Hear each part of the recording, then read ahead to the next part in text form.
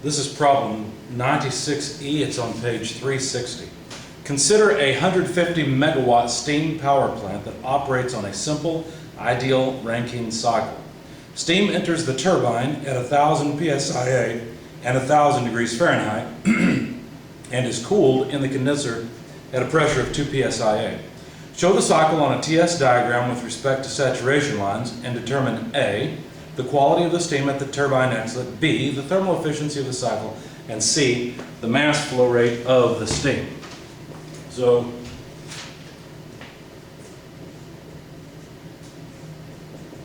what we've been given is the net power output.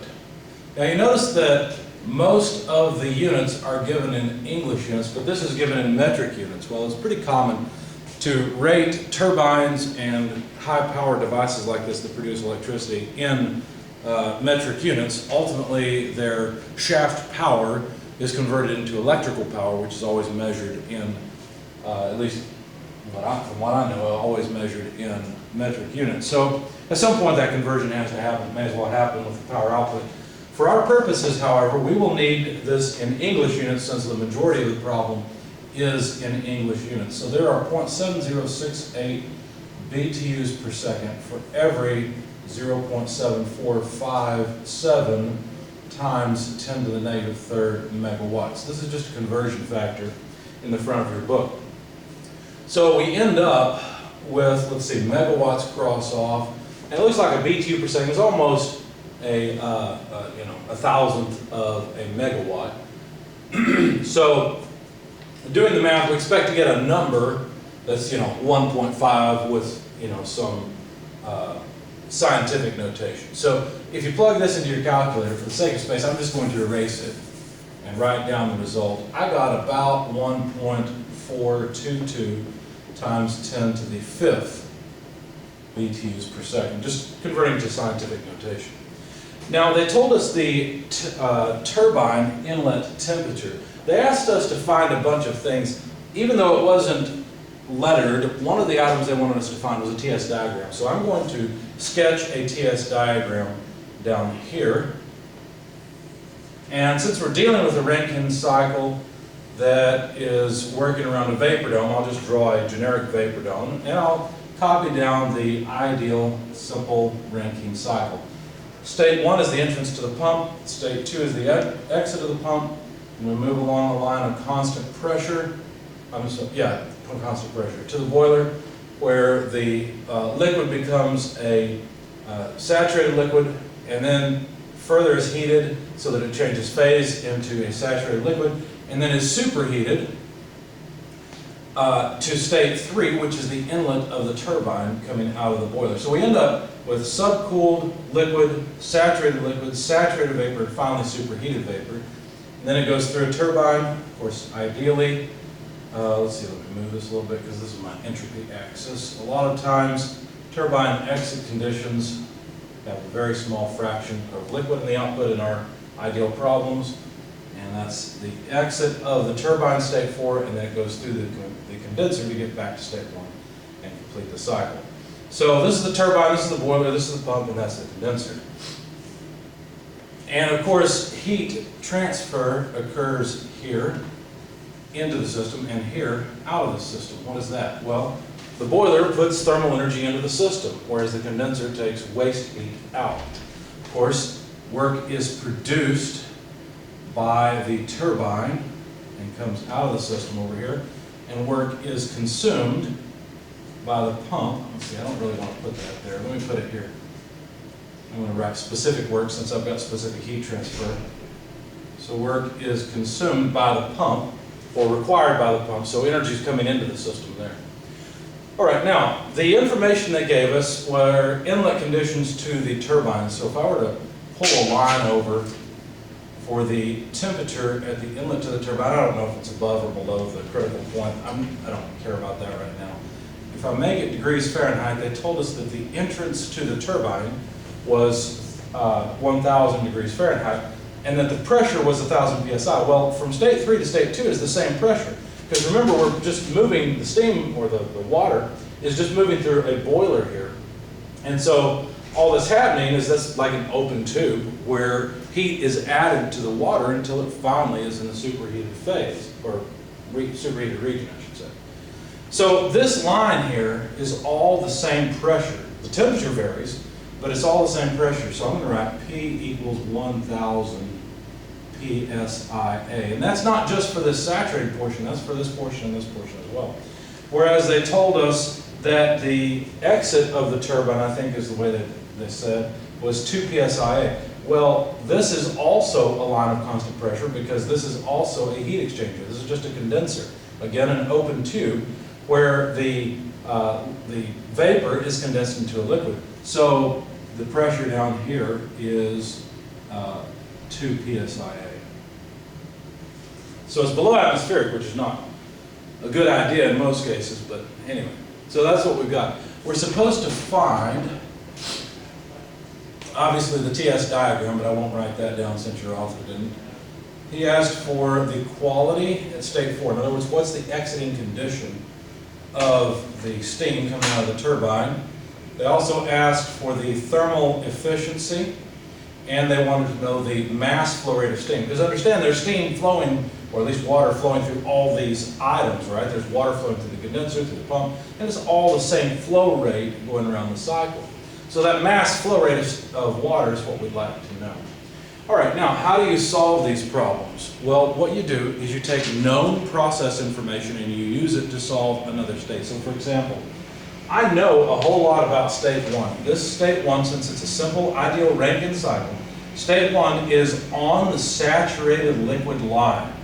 So state 1 is something that I can begin with because I know the pressure in state 1, which, of course, is equal to the pressure in state 4. This is all one pressure line. But that is 2 PSIA. I also know something really important about state 1, and that is that the quality in state 1 is exactly 0. In other words, this is a saturated liquid. So I know where to go to find properties. What kind of properties would I want? Well, I'd kind of like to find out what the temperature is. Why not? Let's work on our TS diagram. What is the temperature of water at 2 PSIA that is a saturated liquid? How do you find that out? We look up the saturation temperature. So what I'm saying is that the temperature in the state 1 must be the saturation temperature because it's a saturated liquid. So it has to be. So all I got to do is look up 2 PSIA. By the way, that's page 891. Look up the saturation temperature at 2 PSIA, which is saturated tables, and you find it's 126.04 degrees Fahrenheit. So I know what to write here, 126.04.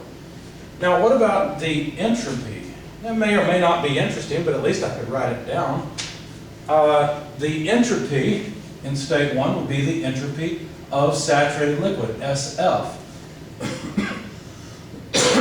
Pardon me. If you look that up, it's 0.17499 BTUs per pound mass per Rankine. So I know what to put right here, 0.17499, and these are all British thermal units per pound mass per Rankine. And by the way, it's the same entropy at state 2 because this is an isentropic process, right? What else could I look up? I could look up anything I want. I could look up the enthalpy. That would be the enthalpy of saturated liquid. That comes out to 94.02 BTUs per pound mass. And I could look up specific volume. That would be the specific volume of saturated liquid, which of course, take this number, whatever it is, and invert it, I would have the density of the water. So this is 0.01623 cubic foot per pound mass. So these are all the properties that I can look up based on 2 pieces of information about state 1 that I know to be true. Now, how about moving from state 1 to state 2?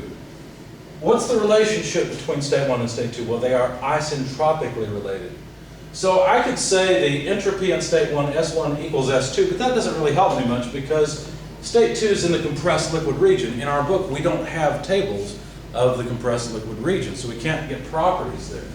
However, we can write that the specific pump work is equal to the enthalpy change, or the specific enthalpy change across the pump. This is just an energy balance around the pump, But there was a special equation we had when the liquid or the substance was incompressible. And it looked like this. Specific volume times the pressure in state 2 less the pressure in state 1. Notice I didn't put a subscript here. That's because it doesn't matter. The specific volume in state 1 and state 2 are, for all practical purposes, going to be the same. So I'll just choose whichever one's easy. Since I can't look up V2, I'll use V1. Why not? I know the pressure in state 2, that's 1,000 psi. Let's clarify this. Let's make this very clear. So P2 equals P3 equals 1,000 psi. And down here, I could write that P1 equals P4 equals 2 psia. But you see these pressures are the same, and these two pressures are the same. So to calculate the pump work, I'll need to just plug in the specific volume, 0.01623 cubic foot per pound mass, and multiply that by P2, 1,000, minus P1, 2, and those are both psia. Now this is not a convenient form because volume times pressure does give us the dimension of energy. But so far I've been using BTUs per pound instead of psia cubic feet per pound. So I'd like to convert the cubic feet psia into BTUs. If you look in the front of your book, 1 BTU is 5.40395 cubic foot psia. I think I'm off the screen, but the point is the psia and the cubic feet cancel and I'm left with BTUs. When you plug in the numbers, you'll find that this comes out to about 2.99735 BTUs per pound mass. Probably should have just called it 3. And now, notice that what I'm trying to do really to solve this is come up with temperatures and enthalpies, things like that are useful. Pardon me. I've already found the enthalpy here, and this is going to be useful later because enthalpy really is what I care about in each of the states. It allows me to answer a lot of these questions, and you'll see how that works here in a second. So let's go back to this equation because all I've found right now is the specific pump work. In other words, how much work is required in order to pump 1 pound of water from 2 psi up to 1,000 psi. That's all this number represents. Notice there's another side to the equation. This is the same thing as H2 minus H1. So couldn't I solve for the enthalpy in state 2 since the enthalpy in state 1 is known, right? I know the enthalpy in state 1. Well, yes, I could. So let's see. The enthalpy in state 2 then will be the specific pump work plus the enthalpy in state 1. Just doing the algebra here, it's pretty easy. And so the specific pump work is 2.99735 plus the enthalpy in state 1, 94.02. These are both BTUs per pound mass. So I just pulled the units out. And this comes out to, let's see, 97.02 or so BTUs per pound mass. So I would say that at this point I have solved state 1 and state 2 because I've got enthalpies for both of those states. All right, I'm going to need the network, but I need some space. I need those enthalpies. So let's see, I wish I had made a table. A lot of times it's a good idea to make just a table, kind of like in Excel where you have columns and rows. And so you have a whole column of enthalpies and then your states are your rows. And the same thing for entropies and specific volumes and so forth, so that you can fill out the table when you're done. You don't need all the details of the calculation. But I don't want to get rid of my TS diagram. I tell you what, we'll remember this and come back to it, all right? And we'll remember what all we need to find. So we're looking for the quality in state 4, the thermal efficiency, and the mass flow rate. And by the way, with these kinds of problems, these cycle problems, most of the time they are set up where you have to solve every state to answer every question. So if you're on an exam or homework and you think, well, I'm just going to try to find out and figure out what I need and only go through the few states that I need to solve the problem and answer the questions, you're wasting your time. You may as well just go and solve all the states, get it done, because I'm not going to let you out without doing that, okay? I've set up the problems that way, and so does your author on purpose, so that you have to practice this. So don't even try to find a shortcut, it's not there, okay? So I will remember all this and we'll write it down and use it as we need it. All right, state 3 is pretty straightforward. As a matter of fact, before I delete all that, state 3 is pretty easy, so let me put it down here. We know everything about state 3, right? We were told that the temperature at state 3 is 1,000 degrees Fahrenheit and that the pressure at state 3 is 1,000 psia. Now, looking at this, you can tell that state 3, I've placed it in the superheated region, and that's because that's where the state belongs for the ideal Rankine cycle. So state 3 is here in the superheated region. That means we need to go to superheated tables to read this. You won't find this data point in the saturated tables. You won't find it even if you had subcooled liquid tables because it's not there. Water can't exist at 1,000 degrees Fahrenheit and 1,000 psia in any other form than steam, as far as I know, at least not for what we're doing here, not for practical purposes. So since we know those, we can simply just go and look up the enthalpy. So this is from page 895. And it turns out that the enthalpy is 1505.9 BTUs per pound mass, and the entropy in state 3 is needed as well. Why do we need the entropy? Well, I need to know state 4. I need to solve it. How is state 3 related to state 4? Well, if I look at the diagram, this is a vertical line. They're related by entropy. They are the same entropy. So I need to find the entropy from this state because then I will know the entropy at state 4. Notice the only thing I know about state 4 at this moment in time is that the pressure is 2 psia. I don't know any other property. And notice the key here is we always need two different pieces of information to solve the state. So if I look up the entropy in state 3, I would look it up. It's the same place in your book. It's in the superheated tables, page 895.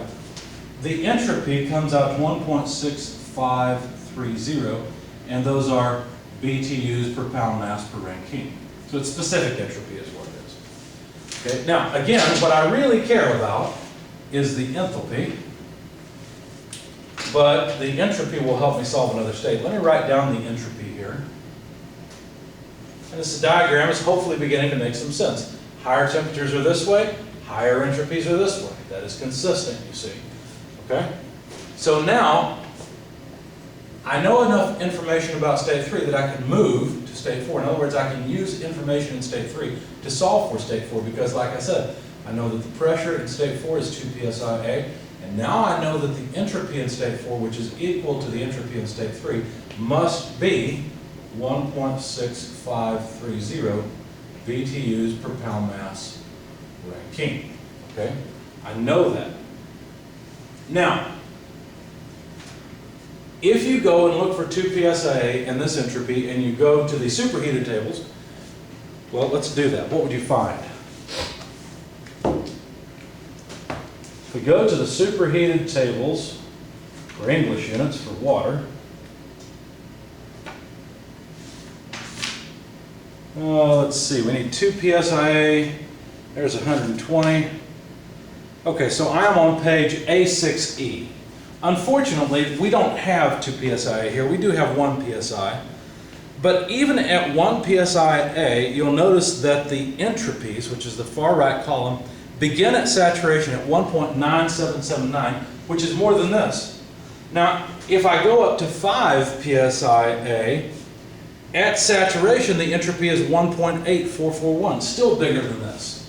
So what that suggests to me is that I need a lower pressure, 2 psia, that has a lower entropy. And there's no way that this can be in the superheated region because the entropy will end up being too high. I don't care where I fall between 1.9779 and 1.8441, it's going to be bigger than this. I could interpolate it based on the 2 psia, but that's not, I'm not going to find anything useful there. So it must be in the saturated region, so let's go prove that to ourselves. On page 891, here are the saturated pressure water table data, and if I look under 2 psia and go all the way over to the right, saturated liquid water at 2 psi has an entropy of 0.17499. Saturated vapor is at 1.9198. So what I just found is that at 2 psia, SF is 0.17499. I'm not going to put the units on because I'm running out of space. And SG is, let's see, where is it? There it is. 1.9198. Now both of these are BTUs per pound mass per Rankine. What do you notice? Do you notice that the entropy of state 4 falls between these two numbers? Now, let's be clear. The water coming out of the turbine we expect to be primarily vapor, because see how close this point is to the saturated vapor line. So there's a higher percentage of vapor in it. But there is no liquid or vapor water that has an entropy of 1.6530. This is the average entropy at that point. There's some liquid that has this entropy and some vapor that has this entropy. This number falls between the two, so I know that it must be saturated. It must be a saturated mixture. I must have some of this and some of this. And when the amount of vapor I have weights the average entropy with the amount of liquid I have weighting the average entropy, I would have a resulting entropy of 1.653. Mathematically, that's called the lever arm rule. And you can calculate the quality in state 4 based on the actual average entropy in state 4 less the entropy of the saturated liquid over the entropy of saturated vapor less the entropy of saturated liquid. This is just the lever arm rule. If you don't remember it, go back and review it. So plugging in our numbers, S4, the average, is 1.653. SF is 0.17449. 499. SG is 1.9198. And SF again is 0.17499. Notice I left all the units off. They will all cancel. So, let me grab some space here because I'm running out. So the quality in state 4 comes out to about 0.8471. What that means is that, and by the way, that was one of the answers they were looking for, so I'll put a box around it. But what that means is that 84% of the water coming out of the turbine, or roughly 85%, is in the vapor phase. It's still steam. The other percentage, the other roughly 15% or so, is in the liquid phase. So this is quite a bit of liquid coming out of the turbine, but that's what they've told us. Now, why would we care? Why would they ask us to find the state and come up with the entropy? Well, notice we'd also like to have the enthalpy in state 4. Now, I'm going to write this same equation, but with enthalpy and rearrange, and it looks like this. HF plus X4, Hg minus Hf. But Hg minus Hf is already calculated for us in the table. Since we use it so much, it's simply called HFG. That way we don't have to plug it into our calculator every time we want to work this problem. So this is the lever arm rule, again, where we're just calculating an average property based on what percentage is in the vapor phase and what percentage is in the liquid phase. Now, it doesn't look like a percentage in the liquid phase, but because we have HF and Hg in here times the quality or the percentage, then it still, it does weight it. It does weight the HF. All right, so HF, if I look that up, where do I look it up? Again, at 2 psia. So I'm going to get HF and HFG from the saturated table at 2 psia, because that's the pressure at state 4. So HF, if you look it up, is 94.02. Now, I'm not going to write the units because I'm running out of space. It's actually this enthalpy right here. Just like the entropy, SF, was the entropy at state 1, because there is liquid here at state 4 that has the properties of the saturated liquid line. But there's a heck of a lot more steam right here that has the properties on this point right here. In fact, this entropy would be 1.9198. Now we don't, yeah, sure, we've got some steam that's at that entropy, but it's mixed in with some liquid. So the average entropy comes out here at state 4 at 1.653. Anyway, back to our problem. 94.02 is HF at 2 psia. The quality is 0.8471, and then HFG, if you look it up at 2 psia, is 1022.1, and these are all Of course, this one and this one are BTUs per pound mass. This is just a percentage, it has no units. So the enthalpy in state 4 comes out to about 959, pardon me, 0.83 BTUs per pound mass. Okay? And that's what we need. So now we've gone through a lot of work, but we have the enthalpy in all 4 states. Now because I need some space, I will have to erase some of this.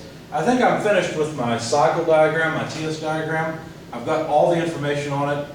The only thing I don't have is the temperature in state 2, but I don't want to bother trying to get that now, mainly because we don't have compressed liquid tables. So I guess I'll just erase the TS diagram. I think we're done with it. So we filled out everything. We knew temperatures in the states, we knew enthalpies, we knew the entropies, and we had a proper TS diagram. So, the next thing to do after we found the quality is to find the thermal efficiency. So this is part B. I think this is part A over here. The thermal efficiency is 1 minus Q out over Q in. But Q out and Q in occur in the cycle diagrams, now that I've erased it, as, let's see, Q out occurs in the condenser, and that is between states 4 and 1. Now state 4 has more enthalpy in it than state 1, and if you do an energy balance around the condenser, what you'll find is that Q out is H4 less H1. That's Q out, okay?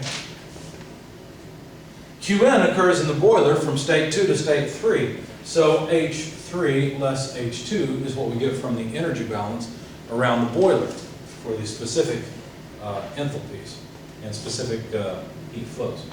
Notice we need H1, H2, H3, H4 in order to come up with the thermal efficiency. It's a good thing we have it.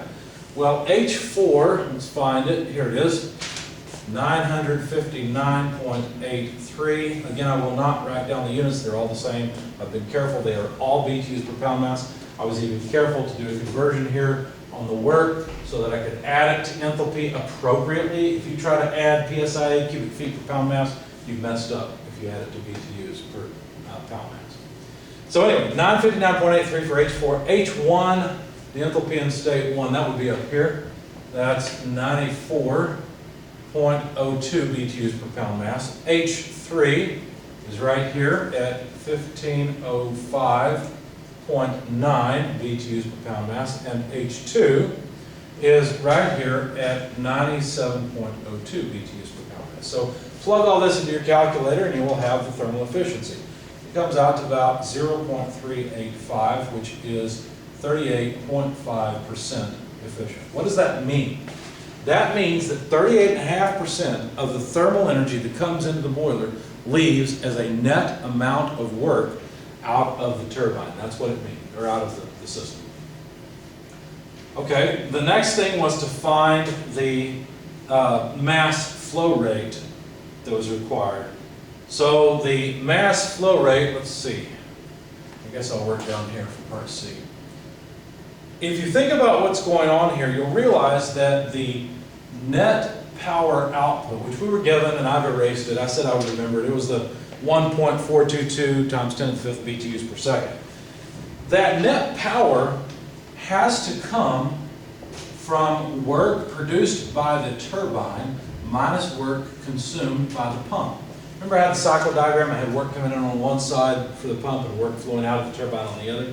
Well, the net amount of power output is the difference in the specific work output and input times the mass flow rate of the steam through the devices. And you would get this from an energy balance around those devices. But notice that the pump work, I already know right here, it's the difference between the enthalpy of state 2 and state 1. I can also come up with the specific turbine work, this term. It's pretty easy. As a matter of fact, the turbine work would be the difference, or the specific turbine work would be proportional to the difference, or equal to the difference in enthalpy across the turbine. So that would be H3 less H4. That's the turbine work. And then the pump work, I'm going to write it this way, H2 minus H1, even though I know the number. So you see how this comes out. So we've got H3 minus H4 for the turbine work, H2 minus H1 for the pump work. Again, we need H1, H2, H3, and H4. Now obviously we already have this piece, right? H2 minus H1. It's this number right here. So I'm out of space. I guess I'll just go up here and start over. We've already answered part A, about 85%. Now notice that the mass flow rate is what I do not know. So if I solve for the mass flow rate, I will get net power output, which I know I was given that, divided by H3 less H4 minus quantity H2 minus H1. Okay? So this would be 1.422 times 10 to the 5th BTUs per second. Remember that was our given 150 megawatts. H3 is known. It's somewhere. Here it is. 1505.9, and I'll put the units at the end. Minus H4, well that's 959.83. Minus, now notice I know this whole thing, H2 minus H1 is, let's see, I'm just going to write it practically, is 3, right? Because that would round up, if I'm using the same number of decimal places, it would round up to 3. And these are all BTUs per pound mass. So notice the BTUs go away. What I'm left with, once I invert and multiply, is pounds mass per second. When you plug all of this into your calculator, you will find that this is 261.8 pounds mass per second. That's the amount of water flowing through the turbine every second. 261 pounds. Okay, that's a heck of a lot of flow, but it's not really a surprise because if you think about generating 150 megawatts, that's a lot of power. So it's not a surprise that it would require a fairly high flow rate or a lot of mass going through the turbine in order to do that much work. So those are the answers. About an 85% quality in state 4. It's in the saturated region. 38.5% efficiency and 262 or so pounds mass per second. Flow through each unit, right? Flow through the turbine, flow through the condenser, flow through the pump, and through the boiler per second.